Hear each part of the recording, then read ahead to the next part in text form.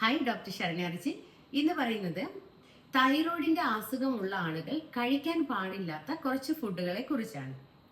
കഴിഞ്ഞ ദിവസം എന്നോട് ഒരാൾ ചോദിച്ചു, ഡോക്ടറെ ഞാൻ തൈറോയിഡിന്റെ ടാബ്ലറ്റ് എടുക്കുന്നുണ്ട്, എനിക്ക് ചായയും കോഫിയൊക്കെ കഴിക്കാൻ പറ്റുമോ? അപ്പൊ ഞാൻ കരുതി ഇതിനെക്കുറിച്ച് അവെയർ അല്ലാത്ത ഒരുപാട് ആളുകളുണ്ടാവും, അവരിലേക്ക് ഈ വീഡിയോ ഒന്ന് ഷെയർ ചെയ്ത് കൊടുക്കുക. അങ്ങനത്തെ ആളുകൾക്ക് വേണ്ടിയിട്ടാണ് ഇന്നത്തെ വീഡിയോ ചെയ്യുന്നത്. അപ്പം ഈ കോഫി മാക്സിമം നമ്മൾ തൈറോയിഡിന്റെ അസുഖമുള്ള ആളുകൾ, ടാബ്ലറ്റ് എടുക്കുന്ന ആളുകൾ കഴിക്കാതിരിക്കുന്നതാണ് നല്ലത്. കാരണം TSH, അതായത് ഹൈപ്പർ തൈറോയിഡിസം ഉള്ള ആളുകളോ അല്ലെങ്കിൽ ഹൈപ്പോ തൈറോയിഡിസം ഉള്ള ആളുകളോ ആയിരിക്കാം ഈ മെഡിസിൻ എടുക്കുന്നത്. ഇത്തരം ആളുകൾ മെഡിസിൻ കഴിക്കുന്ന സമയത്ത് നമ്മൾ കോഫി കുടിക്കുകയാണെങ്കിൽ അതിലുള്ള കഫീൻ എന്ന കണ്ടന്റ് ഇതിന്റെ അബ്സോർപ്ഷൻ, അതായത് നമ്മൾ എടുക്കുന്ന ടാബ്ലറ്റിന്റെ അബ്സോർപ്ഷൻ കുറയ്ക്കും. ആ സമയത്ത് നമുക്ക് ടാബ്ലറ്റ് ഇഫക്റ്റീവ് അല്ലാതെ പോകും.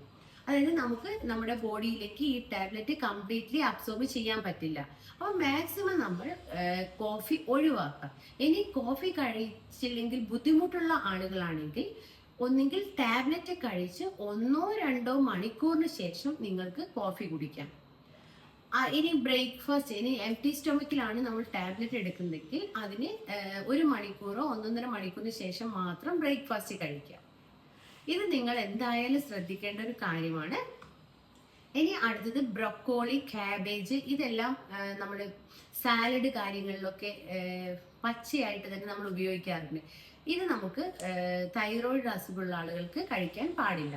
അതേപോലെ തന്നെ സോയ പ്രൊഡക്ട്സ്, ഈ സോയ മിൽക്ക്, സോയ ചങ്ക്സ്, അതുപോലെ ടോഫു, ഇതെല്ലാം നമ്മൾ മാക്സിമം അവോയ്ഡ് ചെയ്യുക. അതേപോലെ തന്നെ ഹൈ അയഡിൻ കണ്ടന്റുള്ള ഫുഡുകളും ഒഴിവാക്കുക. റിഫൈൻഡ് കാർബോഹൈഡ്രേറ്റ് ഒഴിവാക്കുക. അതുപോലെ തന്നെ പ്രോസസ്ഡ് ഫുഡ്, എക്സസീവായിട്ട് ഷുഗർ ഉപയോഗിക്കുന്ന ആളുകളാണെങ്കിൽ അത് കംപ്ലീറ്റ് ഒഴിവാക്കുക. നമ്മുടെ പുറത്തുനിന്ന് കഴിക്കുന്ന ഈ പൊറാട്ട കാര്യങ്ങളൊക്കെ തന്നെ പറഞ്ഞു കഴിഞ്ഞാൽ റിഫൈൻഡ് കാർബോഹൈഡ്രേറ്റ് ആണ്. അപ്പോൾ ഇത്തരം ഫുഡുകളൊക്കെ നമ്മൾ മാക്സിമം അവോയ്ഡ് ചെയ്യുക. ഇത് നമ്മുടെ തൈറോയ്ഡ് ഫങ്ഷൻ നോർമലായി നടക്കാൻ ഹെൽപ്പ് ചെയ്യും. അപ്പം ഇനി എന്തെങ്കിലും ഡൗട്ടോ കാര്യങ്ങളോ ഉണ്ടെങ്കിൽ കമന്റ് ബോക്സിൽ അറിയിക്കുക. Thank you.